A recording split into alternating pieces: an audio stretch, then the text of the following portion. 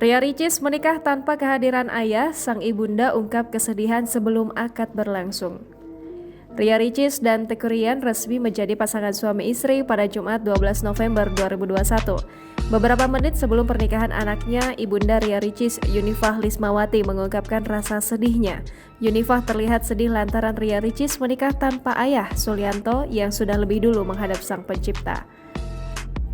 Hal itu diungkapkan dalam siaran langsung Halakah Cinta Ricis Ryan di MNC TV. Ibu tiga anak ini juga mengungkapkan akan selalu mendoakan suaminya yang telah meninggal dunia. Yunifah berharap semoga bisa dikuatkan melepas anak bungsunya menikah dengan lelaki pilihannya. Selain itu, kakak Ria Ricis, Oki Setiana Dewi, mengatakan telah mengunjungi makam sang ayah beberapa waktu lalu. Oki mengatakan hari pernikahan Ricis merupakan hari yang telah ditunggu oleh almarhum sang ayah.